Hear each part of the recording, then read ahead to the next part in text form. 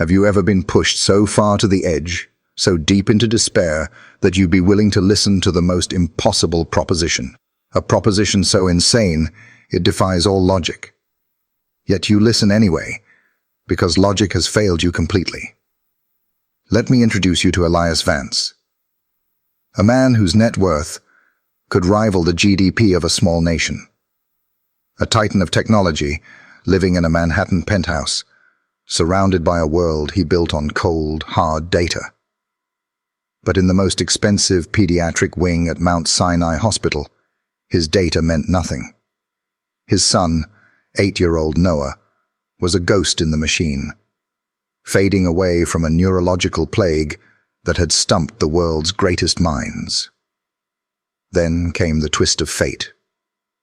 A moment of madness on a chaotic street in Times Square. A 9-year-old girl, a street magician named Ava, with eyes that held the wisdom of a lifetime, made him an offer that sounded like a cruel joke. "Your money can't save him," she said, her voice clear above the city's roar. "But my magic can." Imagine the sheer audacity, the impossible choice between cold science and inexplicable magic. And I want you to be honest with me right here, right now. If you were in his shoes, faced with that choice, would you have walked away? Or would you have taken that insane chance? Just a quick tap on the like button if you would have stayed to listen.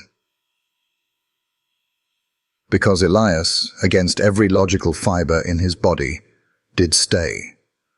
And that single decision didn't just challenge his reality, it shattered it, revealing a conspiracy so dark it threatened to swallow everything he had ever built, and everyone he had ever loved.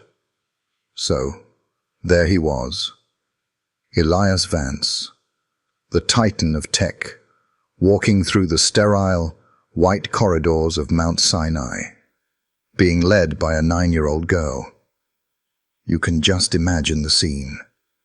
The nurses watched with bewildered expressions. His own head of security, a stoic ex-FBI agent named Grant, followed at a distance, his face a mask of confusion and deep concern. Elias himself felt like a complete fool.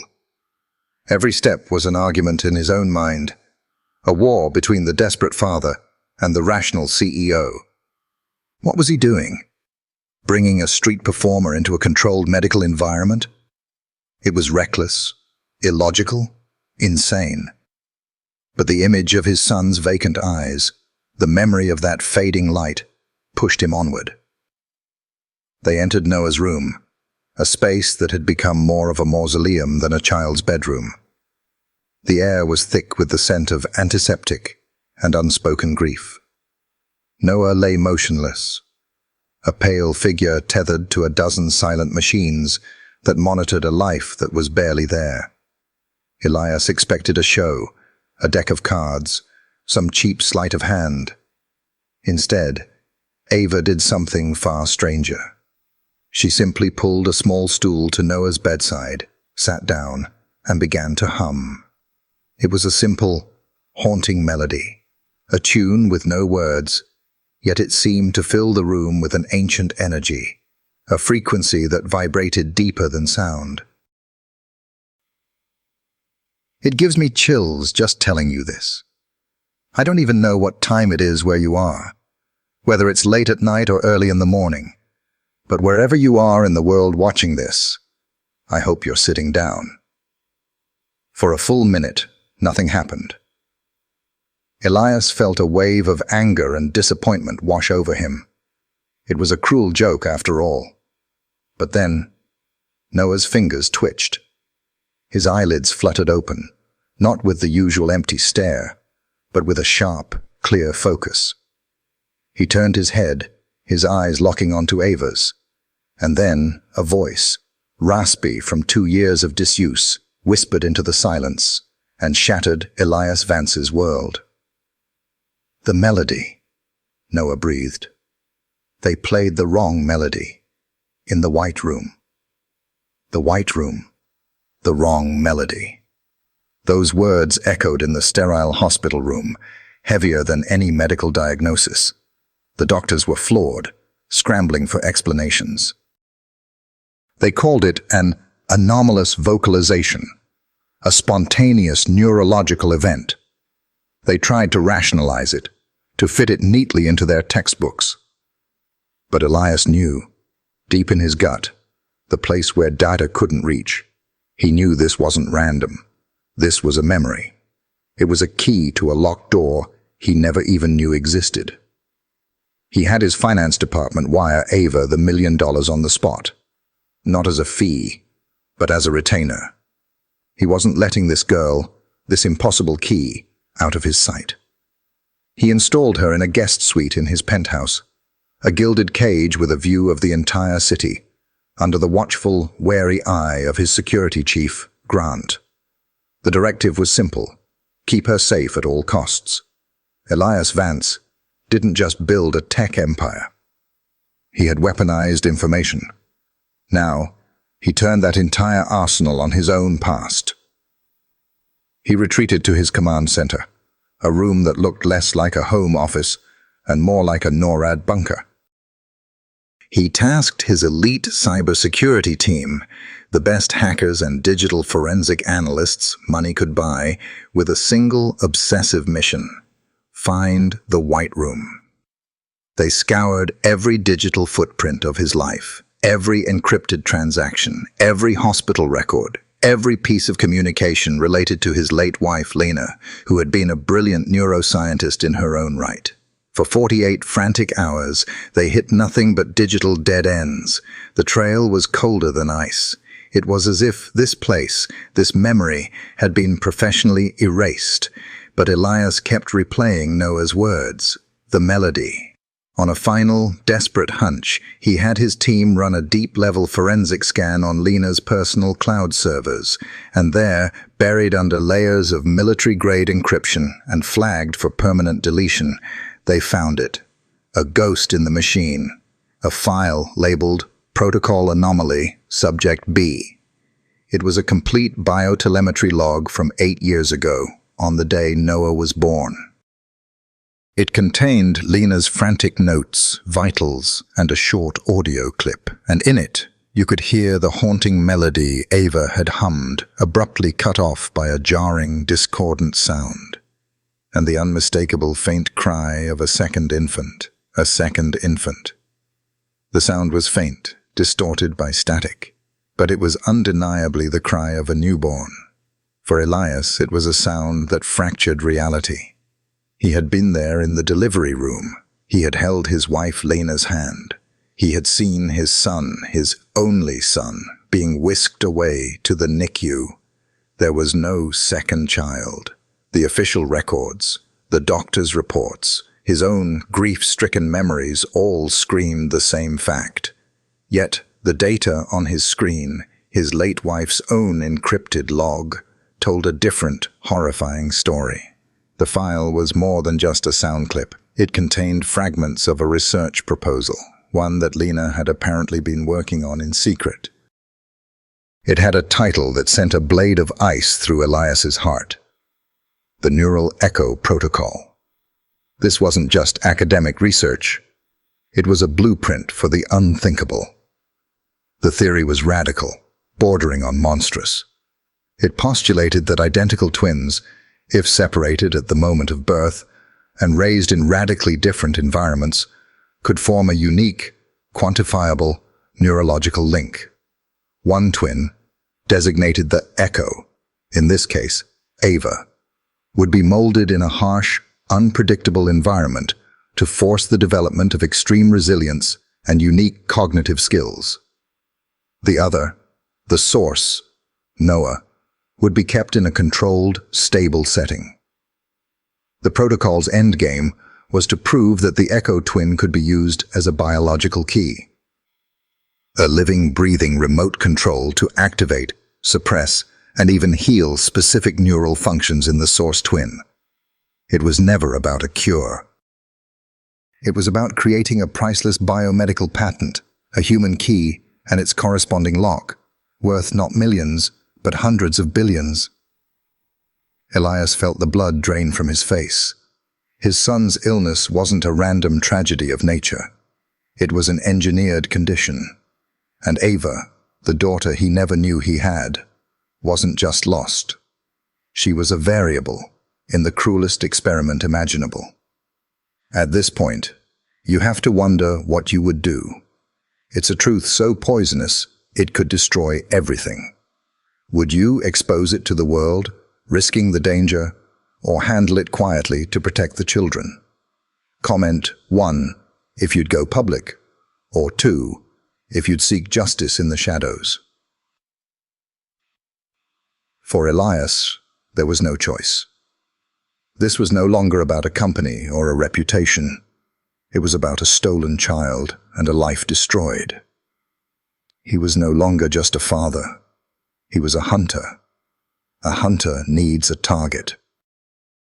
The name on the neural echo protocol research file, besides his late wife Lena's, was a signature Elias knew all too well, Dr. Isabel Thorne.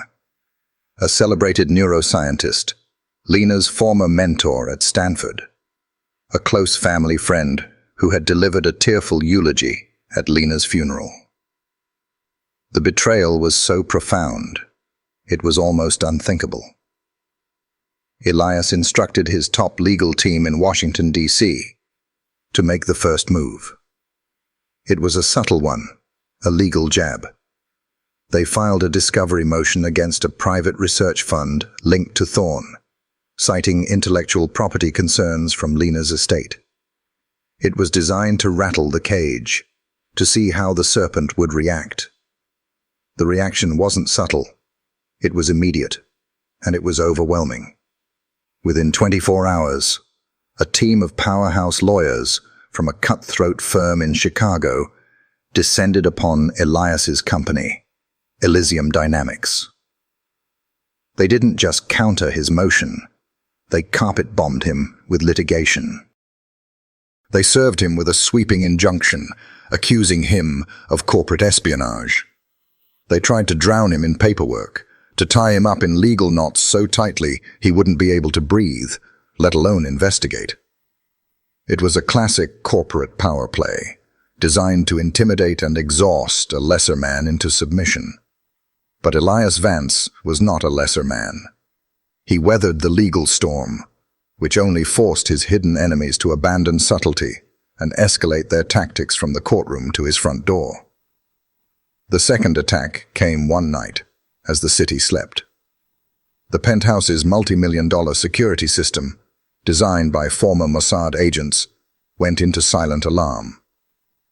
Grant, the ex-FBI security chief, was instantly on high alert, his voice low and urgent in Elias's earpiece.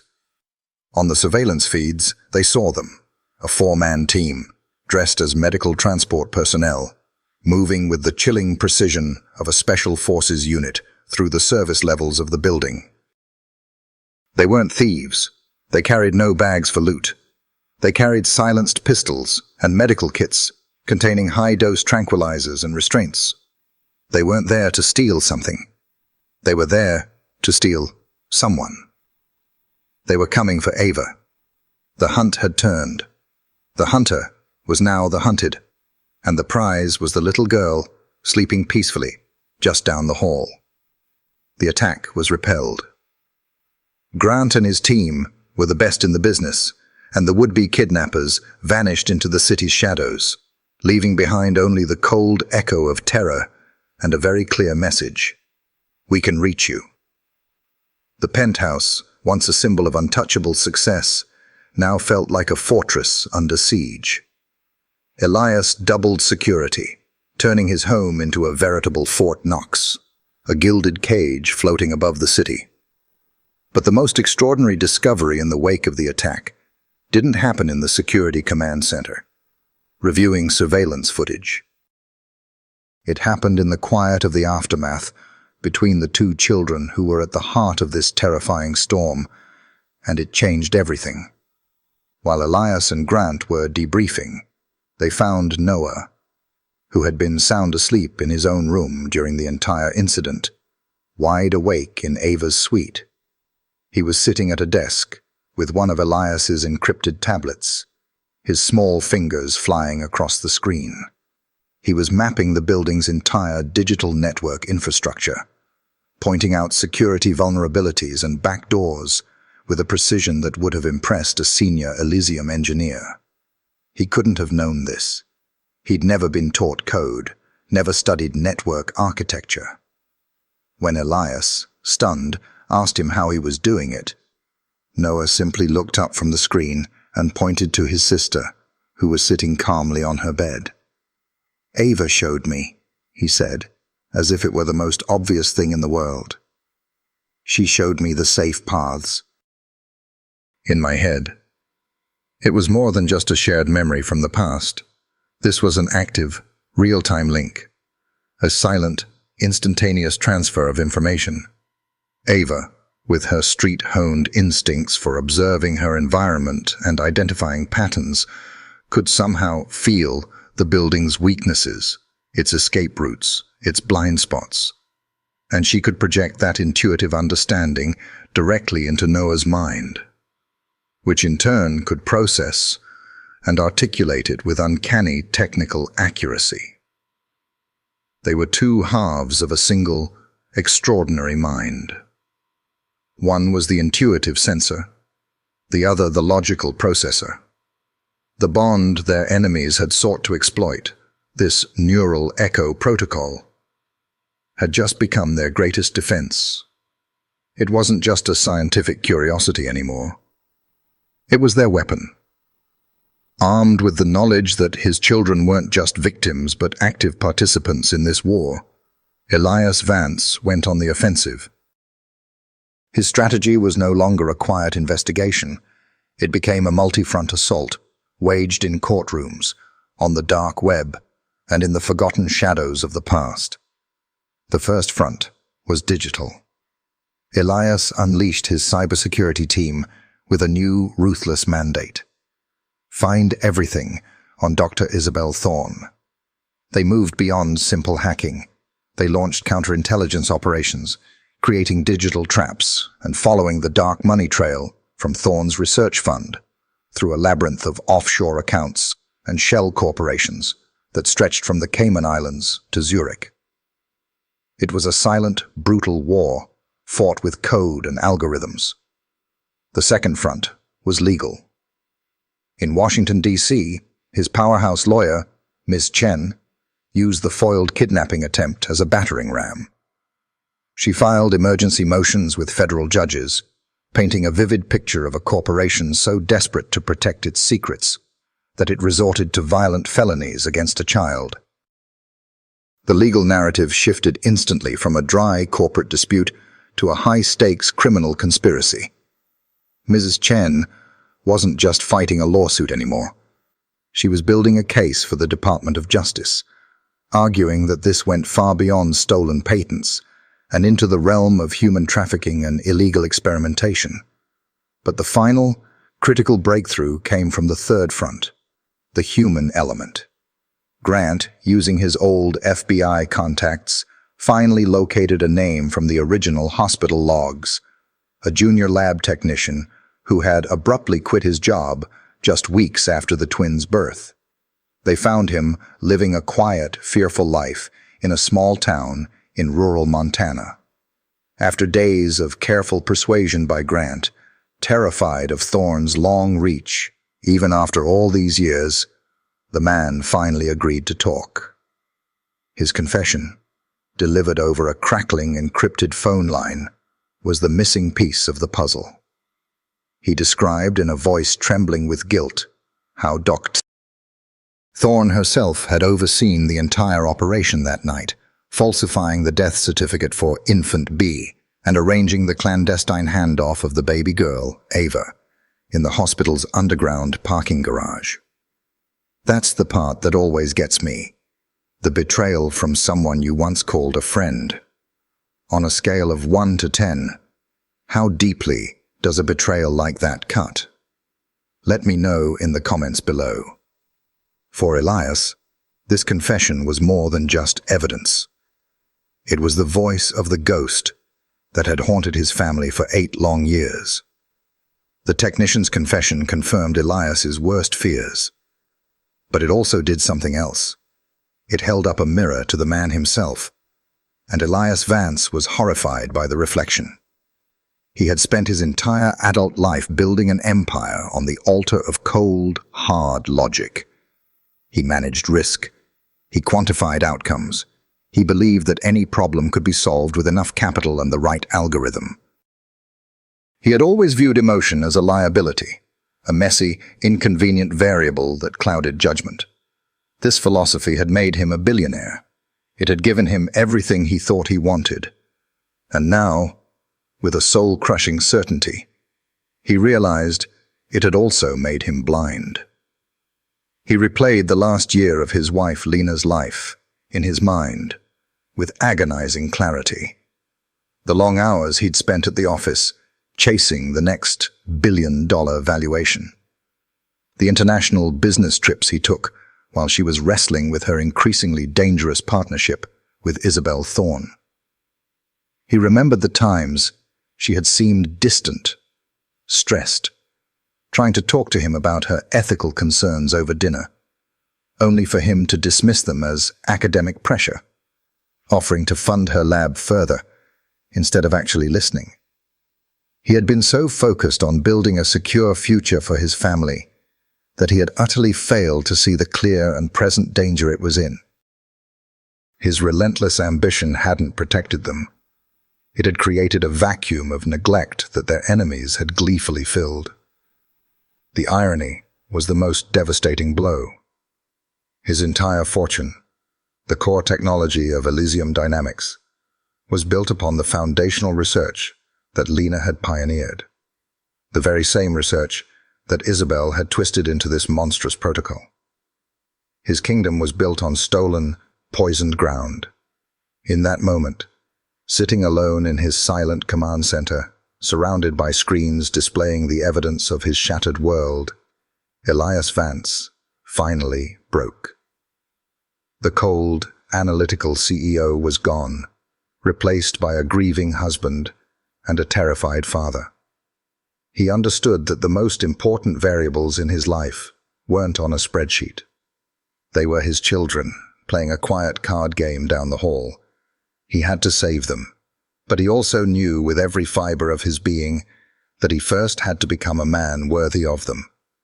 This was no longer just a hunt for justice. It was a quest for redemption. Redemption demanded a final confrontation. The lab technician's confession, combined with the twins' shared, dreamlike memory of the White Room, allowed Grant's team to finally triangulate the location of Isabel Thorne's secret facility. It was, in a stroke of twisted irony, hidden in plain sight. A state-of-the-art laboratory buried deep beneath the iconic Griffith Observatory in Los Angeles. A place dedicated to looking at the stars had become a cover for a project that had fallen into utter darkness. Realizing her digital and legal walls were crumbling, Thorne had made her final, desperate move. She had orchestrated Noah's abduction from a supposedly secure therapy session and taken him back to the place where it all began, daring Elias to come for him. This was Thorne's endgame. She sent Elias a single, chilling message. A live video feed of Noah strapped to a chair in the lab, a strange, halo-like device attached to his head. Her demand was simple. Elias would transfer all patents related to Lena's research directly to her, or she would trigger the final, irreversible phase of the protocol, a neural cascade that would permanently erase Noah's higher cognitive functions.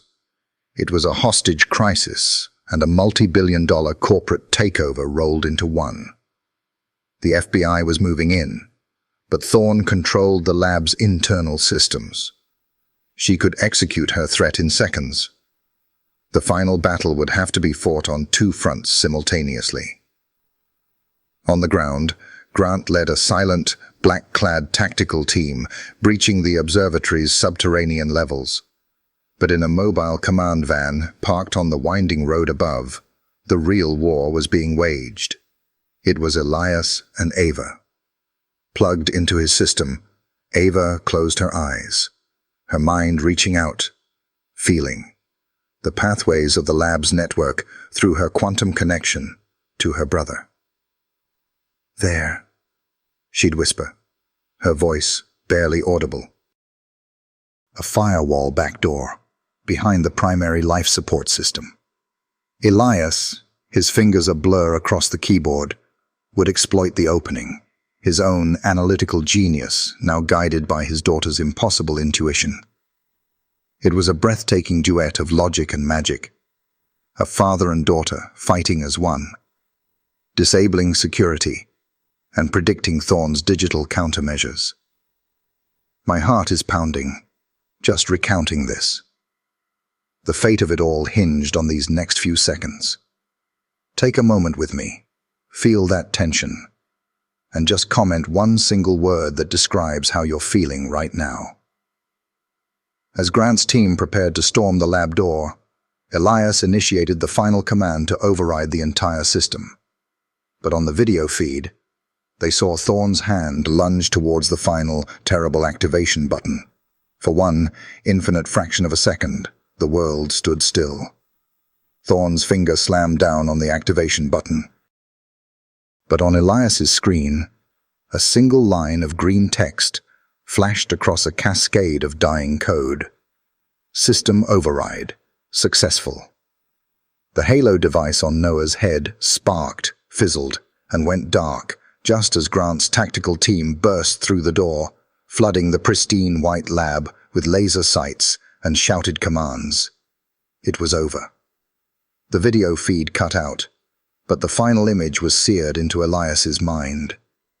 Isabel Thorne, her face a mask of pure, unadulterated fury, being wrestled to the ground. Justice, it seemed, had arrived in a storm of light and fury. But as Elias would soon learn in the aftermath, justice and peace are two very, very different things. In the weeks that followed, the story exploded into a global media firestorm. The name Elias Vance was no longer just in the Wall Street Journal. It was at the center of a scandal involving kidnapping, illegal human experimentation, and a conspiracy that shook the foundations of the tech and biomedical worlds. The penthouse became a fortress not against assassins, but against the relentless siege of news vans and paparazzi drones that hovered like vultures outside his windows. Isabel Thorne was behind bars, her assets frozen, awaiting a trial that would be the legal spectacle of the decade. The public battle was won, but inside the quiet of the penthouse, a different, more complicated story was unfolding. The true victory wasn't Thorne's arrest. It was found in the small, ordinary moments. It was the sound of two children's laughter echoing down the hallway. It was watching Ava teach Noah sleight-of-hand tricks, her street-honed dexterity a stark contrast to his careful, newly confident movements. It was Noah, no longer silent, explaining the principles of astrophysics to Ava, who listened with an intuitive grasp that defied her lack of formal education. They were healing each other. However, the scars ran deep. Ava still startled at loud noises and sometimes hoarded food in her pockets, a heartbreaking relic of a past she was struggling to leave behind. Noah still had nightmares about the White Room. The battle for their lives was won, but the quiet, patient war for their peace, for their stolen childhood, was only just beginning. A war for peace cannot be won by hiding. Elias knew he couldn't just retreat behind his fortune and wait for the scars to fade. The world now saw his company, Elysium Dynamics, as an entity born from a poisoned seed. His late wife's foundational research, the very bedrock of his success, was now inextricably linked to Isabel Thorne's monstrous ambition. He was faced with a choice. He could dismantle his empire, sell it off piece by piece to scrub his hands clean of its tainted origins, or he could seize the narrative and redefine its entire purpose.